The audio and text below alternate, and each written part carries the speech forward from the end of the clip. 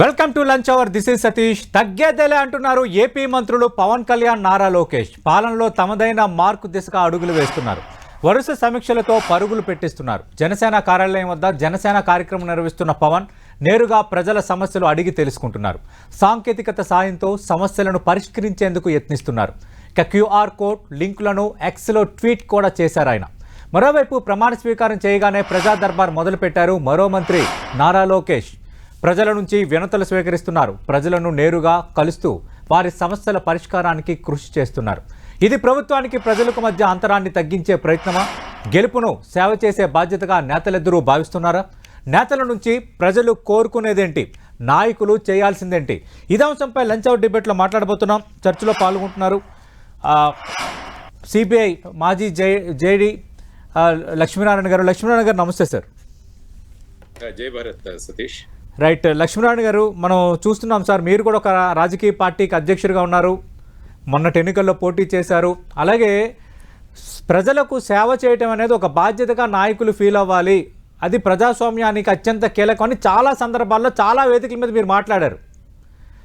ప్రస్తుతం ఇప్పుడు ఆంధ్రప్రదేశ్లో మనం ట్రెండ్ చూస్తుంటే డిప్యూటీ సీఎం పవన్ కళ్యాణ్ కానీ అలాగే మంత్రి నారా లోకేష్ ఈ ప్రజా దర్బారుని ప్రజలు వినతులను స్వీకరిస్తుండడం, అలాగే జనవాణి అంటూ స్వయంగా పవన్ కళ్యాణే 2 నుంచి 3 గంటల పాటు బాధితులు వాళ్ళ వినతులను వింటూ అక్కడికక్కడ అధికారులకు ఫోన్ చేసి దానికి ఒక డైరెక్షన్, పరిష్కారం దిశగా అడుగులు వేయటం.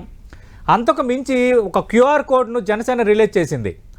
అలాగే గూగుల్ ఫామ్స్తో సంబంధించిన ఒక లింక్ను కూడా రిలీజ్ చేసింది. ఎవరైనా జనసేన మంత్రులు చూస్తున్న శాఖలకు సంబంధించి సలహాలు ఇవ్వాలన్నా, సమస్యలున్నా నేరుగా మీరు సంప్రదించవచ్చు, దానికి మేము పరిష్కారం చూపుతామనేది ఆ పార్టీ తీసుకున్న కొత్త కార్యక్రమం. ఇవన్నీ చూస్తున్నప్పుడు ఏమనిపిస్తుంది సార్? ఇది మంచి శుభ పరిణామం సార్. ఎందుకంటే మంత్రులు, తర్వాత ఎమ్మెల్యేలు, ముఖ్యమంత్రి గారు వీరందరూ కూడా ప్రజాసేవకులు. వీరందరూ కూడా మొదట సో ప్రజల సేవలో వారు నిమగ్నమై ఉండాలి. ఆ తర్వాత ప్రజల యొక్క సమస్యలను పరిష్కరించడానికి వారి ప్రతినిధులుగా ప్రజలను వాళ్ళు నమ్మకంతో ఎన్నుకొని పంపించారు. అందువల్ల అందుబాటులో ఉండడం, తర్వాత వాళ్ళ సమస్యలు పరిష్కరించడం అన్నది చాలా ముఖ్యమైన విషయం. దానికోసం ప్రతి ఒక్కరు కూడా వారి వారి శైలిలో దీన్ని ఎంచుకుంటూ ఉంటారు. మీరు ఇంతకు ముందు రాజశేఖర రెడ్డి గారిని చూస్తే ఆయన ప్రతిరోజు ఉదయం 5 గంటలు 5:30 నుంచి ఆయన అందరినీ కలిసేవారు. వారి ఇచ్చిన రిప్రజెంటేషన్స్ తీసుకుని దాని మీద యాక్షన్ ఏం తీసుకున్నారన్నది చూడాల్సిన అవసరం.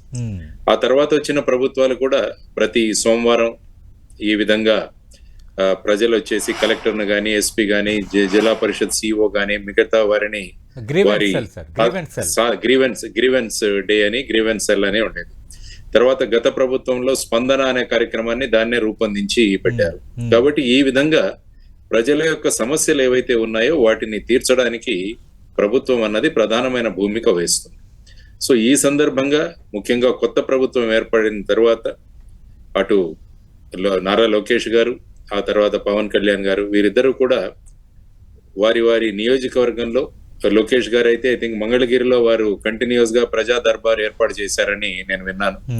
ఆ తర్వాత పవన్ కళ్యాణ్ గారు వారి ఆఫీస్ లో, మంగళగిరిలో ఉన్న వారి ఆఫీస్ లో ప్రజల నుంచి డైరెక్ట్ గా వారు కంప్లైంట్స్ తీసుకోవడం, రిప్రజెంటేషన్స్, పిటిషన్స్ తీసుకోవడం, వారికి తగిన ఆదేశాలు ఇవ్వడం, ఇదంతా. తర్వాత ముఖ్యంగా జనసేన నాయకులు పవన్ కళ్యాణ్ గారు ఇంతకు ముందు జనవాణి కార్యక్రమాలు కూడా కండక్ట్ చేశారు. వివిధ నియోజకవర్గాలకు వెళ్ళినప్పుడు ప్రజలను డైరెక్ట్ గా కలిసి వారి సమస్యలను తెలుసుకోవడానికి. కాబట్టి ఇది నాయకులకి ప్రజల యొక్క ముఖ్యమైన సమస్యలే అంటున్నది ఒక అవగాహన కూడా వస్తుంది. సాధారణంగా ప్రజలకు ల్యాండ్ మ్యాటర్స్, తర్వాత పోలీస్ కంప్లైంట్స్, ఆ తర్వాత వాళ్ళ చుట్టుపక్కల వాళ్ళు ఇస్తున్న ఈ విధమైన సాధక బాధకాలు, ఇవన్నీ కూడా చెప్పుకోవడానికి వస్తారు. ఎందుకంటే ముఖ్యంగా ప్రజలకు వినేవాళ్ళు ఎవరైనా ఉంటే వారి బాధలు చెప్పుకోవడానికి వాళ్ళు ముందుకు వస్తారు. ఇది చాలా ముఖ్యమైన విషయం. అందుకనే మీరు ఏ ఆఫీసుకు వెళ్ళినా కూడా అందులో మీటింగ్ అవర్స్ అని ఉంటాయి. అంటే పబ్లిక్ ను కలవడానికి విజిటింగ్ అవర్స్ అని ఉంటాయి. విజిటింగ్ అవర్స్, అందులో ప్రతి ఆఫీసర్ కూడా విజిటింగ్ అవర్స్ అన్నది పెట్టి ప్రజలను కలవాల్సిన అవసరం చాలా ముఖ్యమైన అంశం. కాబట్టి ఇందులో మనం నేర్చుకోవాల్సింది ముఖ్యంగా ఏంటంటే, వీరందరూ తీసుకున్న కంప్లైంట్స్ కానీ, వాళ్ళకు వస్తున్న పిటిషన్స్ కానీ, ఇవన్నీ కూడా ఫైనల్ గా ఎగ్జిక్యూటివ్ బ్రాంచ్ ఏదైతే ఉంటుందో, కలెక్టర్ ఆఫీస్ కావచ్చు, ఎస్పీ ఆఫీస్ కావచ్చు, జిల్లా పరిషత్ ఆఫీస్ కావచ్చు, పంచాయతీ రాజులు కావచ్చు, వీటికి సంబంధించిన అధికారుల దగ్గరికి పంపిస్తారు. కాబట్టి ముఖ్యంగా వీరందరూ కూడా ఎన్ష్యూర్ చేయాల్సింది ఏంటంటే, ఆయా శాఖలలో ఉన్న అధికారులు ఇటువంటి సమస్యలను తక్షణం వాళ్ళు పరిష్కరించాలి అన్నది చాలా ముఖ్యమైన అంశం. అంటే ఇంతమంది ప్రజలు వీరి దగ్గరికి వస్తున్నారంటే దాని ఇండికేషన్ ఏంటంటే వారి వారి సమస్యలు తగిన ప్రదేశాల్లో పరిష్కరించబడట్లేదన్నది చాలా ముఖ్యంగా మనం గమనించాలి. అవును సార్. అందుకని తహసీల్ ఆఫీస్ లో ఉన్నవి తహసీల్దారు పరిష్కరించాలి. ఆర్డీఓ దగ్గర ఉన్న సమస్యలు ఆర్డీఓ పరిష్కరించాలి. కలెక్టర్ దగ్గరికి వచ్చే సమస్యలు కలెక్టర్ పరిష్కరించాలి. అదే విధంగా సబ్ ఇన్స్పెక్టర్ గాని, సిఐ గాని, డిఎస్పీ గాని, ఎస్పీ గాని, ఆ విధంగా మనం చూసుకుంటూ పోతుంటే వారి వారి ప్రదేశాలలో వారి వారి కార్యక్షేత్ర ప్రదేశాలలో వారు గనక సమస్యలు పూరించగలిగితే ఇంతమంది ప్రజలు ఇక్కడికి వచ్చే అవకాశం ఉండదు. కాబట్టి ముందు నేను అందరూ మినిస్టర్లను గాని, ముఖ్యమంత్రులను గాని నేను కోరుతున్నది ఏంటంటే ఎవరైతే ఎగ్జిక్యూటివ్ శాఖల్లో ఉన్నారో వారందరూ కూడా వారి దగ్గరికి వచ్చిన కంప్లైంట్లను వెంటనే పరిష్కరించాలి. తర్వాత ఈ వచ్చిన కంప్లైంట్స్ ఏంటి, దాని మీద ఏ విధమైన చర్యలు తీసుకున్నారు అన్నది వారు వెంటనే ప్రతి వారం కూడా ఒక రిపోర్టు ప్రభుత్వానికి పంపించాలి. ఇన్ని సమస్యలు వచ్చాయి మా దగ్గరికి, ఇన్ని పరిష్కరించాం, ఇన్ని మిగిలిపోయాయి. సో ఈ విధంగా చేయగలిగితే ఏమవుతుందంటే ఈ రష్ అన్నది తగ్గుతుంది. లేకుంటే ప్రజలు ఎక్కడా వినకుంటే ఫైనల్ గా ఎవరు వింటారో వాళ్ళ దగ్గరికి వస్తారు. కాబట్టి నేను కోరుకుంటున్నది ఏంటంటే ఆయా విభాగాలలో ఉన్న అధికారులను, ఆయా విభాగాల్లో పనిచేస్తున్న వాళ్ళందరూ కూడా ప్రజలకు అందుబాటులో ఉంటూ వారి సమస్యలను పరిష్కరించాలి. రెండవది ఏంటంటే చాలా మంది అధికారులు వాళ్ళ ఆఫీసుల్లోనే కూర్చొని ఉంటారు. ఫీల్డ్ లెవెల్ ఆఫీసర్లు కూడా ఫీల్డ్ లోకి వెళ్ళరు. అంటే ప్రజలే వాళ్ళ ఖర్చులు పెట్టుకొని వాళ్ళు ఈ కార్యాలయాలను సందర్శించాల్సిన అవసరం ఉంటుంది. దానికి భిన్నంగా నేను అనుకోవడం ఏంటంటే ఆఫీసులో వాళ్ళు 1 రోజో 2 రోజులో పెట్టి మిగతావన్నీ కూడా ఫీల్డ్ ఆఫీసర్లు వాళ్ళు ఒక ఫీల్డ్ షెడ్యూల్ అనౌన్స్ చేయాలి. ఫర్ ఎగ్జాంపుల్ ఒక తహసీల్దార్ అనుకుందాం, వారి కార్యక్షేత్రంలో వారి మండలంలో ఈ రోజులు నేను ఈ గ్రామాలకు వస్తాను కాబట్టి మీ సమస్యలు ఏవైతే ఉన్నాయో అక్కడికే తీసుకురండి. ఆ తర్వాత ఆ ప్రాంతపు డిఎస్పీ గాని వీరందరూ కలిసి గనక ఒక యూనిట్ గా అక్కడికి వెళ్ళగలిగితే అనేక సమస్యలు ప్రజలకు అసౌకర్యం కాకుండా ఆ సమస్యలు అక్కడే పరిష్కరించవచ్చు. సో ఈ విధంగా యంత్రాంగాన్ని మనం పనిలో పెట్టాలి అన్నది చాలా ముఖ్యమైన విషయం. ఎందుకంటే ఫైనల్ గా వీరందరూ కూడా పంపించేది అక్కడికే. అందువల్ల ఏమవుతుందంటే ఈ యంత్రాంగం ఏమనుకుంటుందంటే అక్కడి నుంచి రానిలే అన్న భావన వాళ్ళలో ఉంటుంది. ప్రజలు పవన్ కళ్యాణ్ గారి దగ్గరికో లేకుంటే నారా లోకేష్ దగ్గరికి వెళ్ళి అక్కడి నుంచి కంప్లైంట్ వస్తే మనం చూద్దామన్న ధోరణి ఎప్పుడు కూడా రాకూడదు. ఈ అధికారులు వాళ్లకు కేటాయించిన పనులు వాళ్ళు చేస్తూ ఒక్క కంప్లైంట్ కూడా పైకి వెళ్లకుండా చూసుకోవాల్సిన బాధ్యత ఈ అధికారులకు ఇవ్వాలి. ఏదైనా కంప్లైంట్ వీళ్ళ దగ్గరికి వస్తే ఈ కంప్లైంట్ మా దగ్గరికి ఎందుకు వచ్చింది అన్నది కూడా పరిశీలించాలి. అంటే కింది స్థాయిలో ఈ కంప్లైంట్ గాని ఈ పిటిషన్ గాని పరిష్కారం అవ్వలేదన్నమాట. సో ఆ విధమైన యంత్రాంగాన్ని ఏర్పాటు చేయాలి. ఇప్పుడు పవన్ కళ్యాణ్ గారు మరియు లోకేష్ గారు మిగతా మంత్రులు కూడా ఈ పంథాలోనే వారు కూడా మొదలు పెడతారు అని నేను అనుకుంటాను. ముఖ్యంగా మీరు ఇంకొక విషయం చెప్పారు, అంటే ఆయా విభాగాలకు సంబంధించింది ఏం చెయ్యాలి అన్నది గూగుల్ ఫార్మ్స్ తర్వాత QR కోడ్స్ లో పంపించారు. అవును సార్. ఎందుకంటే ప్రజల దగ్గర చాలా సలహాలు సూచనలు ఉంటాయి, అవి వాళ్ళు వ్యక్తం చేయాలనుకుంటారు. అందువల్ల ఇదొక మంచి అవకాశం. Suppose for example rural development లో గానీ ఏదైనా ఒక ఇవి ఉన్నాయనుకోండి, సూచనలు ఉన్నాయనుకోండి. మొన్న నేను ఒక ట్వీట్ చేశాను, పవన్ కళ్యాణ్ గారు డిప్యూటీ సీఎం గా వారు తీసుకున్న తర్వాత నేను చెప్పాను ఏంటంటే మీ ఆధ్వర్యంలో గ్రామ పంచాయతీలు అన్నవి ఫుల్ ఫ్లెడ్జ్డ్ గా పనిచేస్తాయని నేను అనుకుంటాను. ఎందుకంటే ఒక 29 సబ్జెక్టులు ఉన్నాయి గ్రామ పంచాయతీలు నిర్వహించాల్సి. ఆర్టికల్ 11 మీరు చూసుకుంటే అవన్నీ కూడా గ్రామ పంచాయతీ సర్పంచ్ పరిధిలోకి రావాలి అని 73 అమెండ్మెంట్ మనం చేసుకున్నాం, 73వ రాజ్యాంగ సవరణ. కానీ అది ఇంతవరకు అమలు కాలేదు. ఎక్కడ కూడా సెంట్రలైజేషనే జరుగుతోంది కానీ డీసెంట్రలైజేషన్ జరగట్లేదు. అందువల్ల నేను వారికి కోరింది ఏంటంటే మీ ఆధ్వర్యంలో, ఎందుకంటే పంచాయతీరాజు మరియు గ్రామీణాభివృద్ధి శాఖ మీ దగ్గర ఉంది కాబట్టి మీ ఆధ్వర్యంలో 73వ రాజ్యాంగ సవరణ అనేది నిజంగా అమలవ్వాలి. ఈ 29 విషయాలు ఏదైతే ఉన్నాయో వాటన్నిటినీ కూడా గ్రామ పంచాయతీలే నిర్వహించాలి. దానికి సంబంధించిన నిధులు గ్రామ పంచాయతీలకు కేటాయించాలని వారిని కోరడం జరిగింది. ఇలాంటి సలహాలు చాలా మంది దగ్గర ఉంటాయి. కాబట్టి ఈ గూగుల్ ఫామ్ ద్వారా గాని మీరు అన్నట్టు QR కోడ్ ద్వారా గాని ప్రజల సలహాలు సూచనలన్నీ సేకరించి వాటన్నిటిని క్రోడీకరించి పొందుపరిచి దాన్ని గనక యాక్చువల్ అడ్మినిస్ట్రేషన్ లో తీసుకురాగలిగితే బ్రహ్మాండమైన మార్పు వస్తుందని నేను అనుకుంటాను సతీష్ గారు.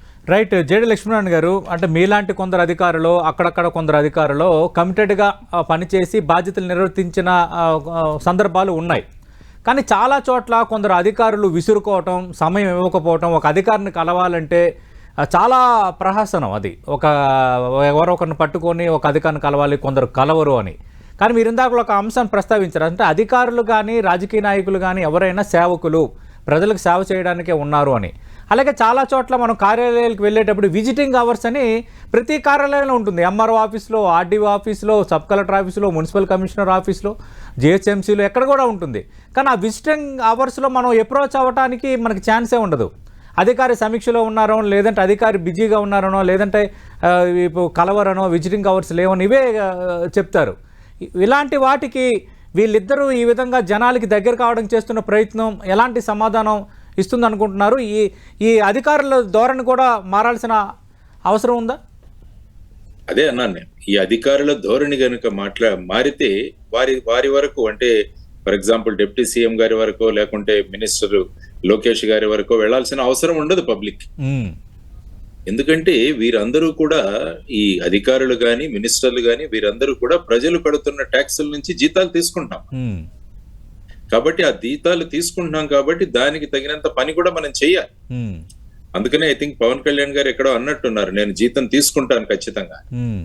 ఎందుకంటే అప్పుడు అది నా బాధ్యతను సూచిస్తుంది. ఎందుకు, నేను ట్యాక్స్ పేయర్స్ మనీ తీసుకున్నాను కాబట్టి వారి కోసం పని చేయాలన్నది అదొక సూచిస్తుందని వారు అన్నట్టు ఎక్కడో నేను చదివాను. అవును సార్.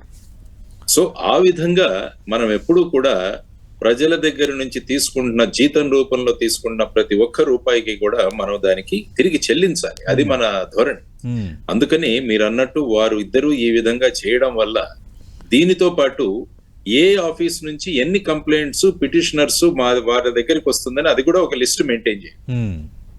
ఫర్ ఎగ్జాంపుల్, ఒక పర్టికులర్ ఆఫీస్ నుంచి కంప్లైంట్స్ కంటిన్యూస్ గా రావడం మొదలు పెడితే అక్కడ మనకు తెలిసేది ఏంటంటే ఆ ఆఫీసులో ఏ విధమైన చర్యలు తీసుకోబడటం లేదు అన్నది మనకు తెలుస్తుంది. కాబట్టి ఆ సంబంధిత అధికారుల మీద యాక్షన్ కూడా తీసుకోవాలి. తర్వాత ఏంటంటే ఒక ఫీడ్బ్యాక్ మెకానిజం కూడా మనం తీసుకోవాలి. దానికోసం ఒక చోట ఒక ఎక్స్పెరిమెంట్ చేశాం. అంటే ప్రతి ఆఫీస్ లో, కొన్ని పోలీస్ స్టేషన్ లో నేను ఎక్స్పెరిమెంట్ చేశాను. అక్కడ పోలీస్ స్టేషన్ కు సంబంధించని ఒక వ్యక్తిని అక్కడ ఒక కియోస్క్ లాగా ఒకటి పెట్టాను. అంటే పోలీస్ స్టేషన్ లో వచ్చిన ప్రతి వ్యక్తి కూడా ఎందుకు వచ్చాడు, ఆ వ్యక్తి వెళ్ళిపోతున్నప్పుడు ఆ వ్యక్తి దగ్గర నుంచి ఫీడ్బ్యాక్ తీసుకుంటాం. దానివల్ల ఏమవుతుందంటే మీరు వచ్చిన పని అయిందా లేదా, ఎందుకు కాలేదు అన్న ఫీడ్బ్యాక్ కూడా మనకు తీసుకోవాల్సిన అవసరం ఉంది. ఎందుకంటే ప్రజలు చాలా ఖర్చు పెట్టాల్సి వస్తుంది. వాళ్ళ పనులన్నీ పక్కన పెట్టి బస్సులో ఏదైనా ఖర్చు పెట్టి వాళ్ళు ఇక్కడికి వచ్చి ఆ రోజంతా అక్కడ ఉండి, ఈ విధంగా అధికారులు కలవకుంటే మళ్ళా వాళ్లలో నిశ్చేదం, తర్వాత ఈ విధంగా కలగకపోవడం వల్ల ప్రభుత్వం మీద కూడా వాళ్ళు ఒక నెగటివ్ ఒపీనియన్ ఫామ్ చేసుకుంటారు. సో ఇవన్నీ కూడా ప్రభుత్వానికి వచ్చే ఎన్నికల్లో ప్రభుత్వం పట్ల అవగాహనకి. ఇప్పుడు గత ప్రభుత్వం చూసుకుంటే ఎవరిని కలిసేవారు గారు, ముఖ్యమంత్రి ఎవరిని కలవరు అన్నది ఒక ప్రధానమైన విషయం అందులో చేకూరింది. ఎప్పుడు కూడా ఆయన వచ్చేటప్పుడు ప్రజలను కలిసే మార్గమే లేదు అన్నది కూడా ఒక క్రిటిసిజం వచ్చింది. కాబట్టి ఇలాంటి క్రిటిసిజం వచ్చే పరిస్థితులు కూడా వస్తాయి. అందువల్ల ఈ విధంగా ఒక ఫీడ్బ్యాక్ మెకానిజం అన్నది మనం ఏర్పాటు చేయాలి. తరువాత ఎన్ని కంప్లైంట్స్ వచ్చాయి, ఏ ఆఫీస్ నుంచి వచ్చాయి, దాని పరిష్కారం ఏమైందని వెబ్సైట్ లోనే పెట్టగలగాలి. ఆ కంప్లైంట్ డీటెయిల్స్ ఇవ్వకపోవచ్చు, కంప్లైంట్ పేరు ఇవ్వకపోవచ్చు, కానీ ఈ కంప్లైంట్ వచ్చింది, ఈ ఇన్ని రోజుల్లో పరిష్కారం దొరికింది అన్నది. తర్వాత ఏంటంటే చాలా మంది అధికారులు మేము పరిష్కరించేసామని ఫీడ్బ్యాక్ పంపిస్తుంటారు, కానీ ఆ పరిష్కరించబడదు. అందువల్ల ఒక ఇండిపెండెంట్ ఏజెన్సీ నుంచి ఈ కంప్లైంట్స్ ఎవరైతే ఉన్నారో, ఈ పిటిషన్లు ఎవరైతే ఇస్తున్నారో, నిజంగా వాళ్ళ సమస్య పరిష్కారం అయిందా లేదా అన్నది కూడా తెలుసుకోవడం చాలా అవసరం. అప్పుడే ఏమవుతుందంటే ఒక సమస్యకు ఫైనల్ గా పరిష్కారం దొరుకుతుంది. నేను ఇంకొకటి ఏం సూచించానంటే, ప్రతి గ్రామంలోను, ప్రతి వార్డులోనూ చాలా మంది రిటైర్ అయిన ఎంప్లాయీస్ ఉంటారు, చాలా మంది యాక్టివ్ గా ఉంటారు. వీళ్లతో ఒక చిన్న కమిటీని ఏర్పాటు చేసి, అంటే పార్టీలకు సంబంధించి కాదు, ఒక కమిటీ వాళ్ళు ఏంటంటే ప్రతిరోజు వెళ్ళి స్కూల్ విజిట్ చేస్తారు. స్కూల్ విజిట్ చేసి అందరూ టీచర్స్ వచ్చారా లేదా, తర్వాత అక్కడ పిహెచ్సి గానీ హాస్పిటల్ గానీ అక్కడ వెళ్ళి డాక్టర్ వచ్చారా, మెడిసిన్స్ ఉన్నాయా లేవా, ఇలాంటివన్నీ కూడా ఒక ఫీడ్బ్యాక్ లాగా ఇవ్వగలిగితే ఏమవుతుందంటే వాళ్ళ మీద చెక్ ఉంటుంది. లేకుంటే ఏమవుతుందంటే మీరు ఈ చెక్కింగ్ బ్యాలెన్స్ ఇవన్నీ కూడా ఆ విభాగానికి అప్పచెప్పేశారంటే ఏమవుతుందంటే వాళ్ళు ఎప్పుడు కూడా వాళ్ళ సైడ్ తీసుకుంటారు. సో ఈ విధంగా ఒక ఇండిపెండెంట్ చెకింగ్ అన్నది చాలా ముఖ్యమైన విషయం అని నేను ఎప్పుడు కూడా అంటాను. సో ఆ విధమైన ధోరణిలో గనక సిస్టమ్స్ ని గనక ప్రవేశపెట్టగలిగితే ఎప్పుడు కూడా సిస్టమ్స్ పనిచేయాలి, వ్యక్తులు కాదు. System should work, not the individuals. ఆ పొజిషన్ లో ఏ వ్యక్తిని కూర్చోబెట్టినా కూడా ఆ ఆఫీస్ అలాగే పనిచేయాలి అన్నది మనం అనుకునే విషయం. సో ఈ విధమైన సిస్టమ్స్ ని గనక ఇంట్రడ్యూస్ చేయగలిగితే బాగుంటుంది. తర్వాత ప్రతి ఎమ్మెల్యే కూడా ఆ నియోజకవర్గానికి వాళ్ళు 5 సంవత్సరాల్లో ఏం చెయ్యాలనుకుంటున్నారన్నది ఒక మేనిఫెస్టో తయారు చేయాలి. అందుకనే మనం జై భారత్ నేషనల్ పార్టీ తరపున నియోజకవర్గ మేనిఫెస్టోలను తయారు చేసి, అంటే పొలిటికల్ పార్టీలు మొత్తం వాళ్ళ రాష్ట్రానికి మేనిఫెస్టోలు ఇస్తుంటారు. అవును. కానీ ప్రతి ఎమ్మెల్యే కూడా వారి నియోజకవర్గానికి ఒక మేనిఫెస్టో ఇవ్వాలి. కాబట్టి ఈ 5 సంవత్సరాల్లో ఈ మేనిఫెస్టోని ఏ విధంగా వాళ్ళు కార్యాచరణలోకి తీసుకొచ్చామని వారు ఒక అమలు ఎలా చేశారన్నది రిపోర్ట్ కార్డులు ఇవ్వాలి. మేమేమన్నామంటే పిల్లలకు ఏ విధంగా రిపోర్ట్ కార్డు వస్తుందో ఎమ్మెల్యే రిపోర్ట్ కార్డులు కూడా తయారయ్యి అవి నియోజకవర్గంలో ఉన్న ప్రజలకు వెళ్ళాలి. ఏ విధంగా తల్లిదండ్రులు వాటిని ఎవాల్యుయేట్ చేస్తారో పిల్లల యొక్క మెరిట్ కార్డుని నియోజకవర్గంలో ఉన్న ప్రజలు ఎమ్మెల్యే మెరిట్ కార్డుని వాళ్ళు సంతకం పెట్టడమో వాళ్ళు ఆమోదించడమో చేయాలి. ఇదంతా ఎందుకంటే ప్రజారంజక పాలన ఏదైతే ఉంటుందో ఈ విధంగా ఉంటుంది. సో ఆ విధమైన చర్యలు తీసుకోవాలి. మనం రామరాజ్యం అని ఎందుకు అంటుంటామంటే ఇంతమంది వచ్చినా, అశోకుడు వచ్చాడు, విక్రమాదిత్యుడు వచ్చారు, చంద్రగుప్తుడు వచ్చారు, వీరందరూ వచ్చినా కూడా ఇంకా రామరాజ్యమే అంటాం. అవును.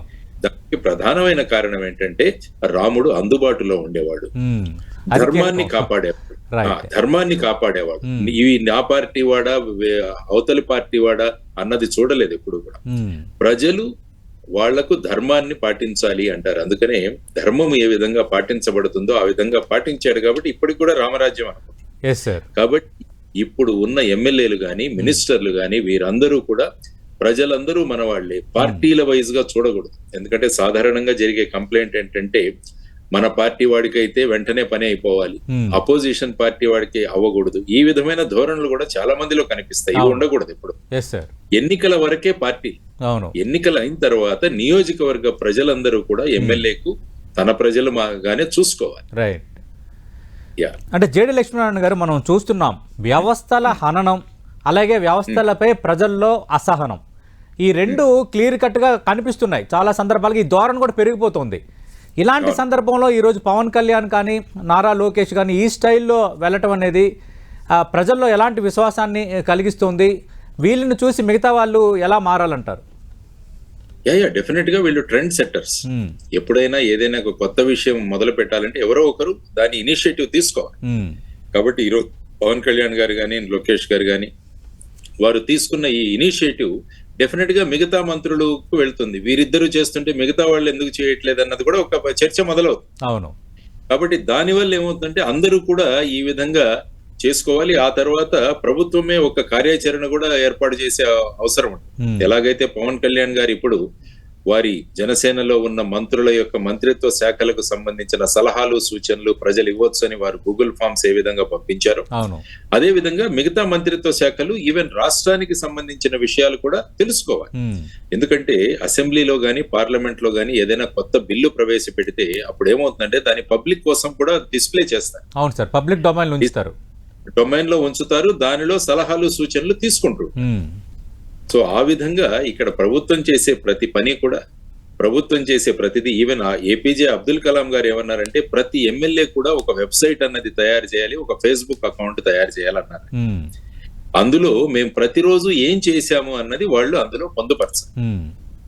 ఆ తర్వాత అసెంబ్లీకి మేము ఎంత అటెండెన్స్ వచ్చింది ఇవన్నీ కూడా రిపోర్ట్ కార్డు ఎమ్మెల్యేలు.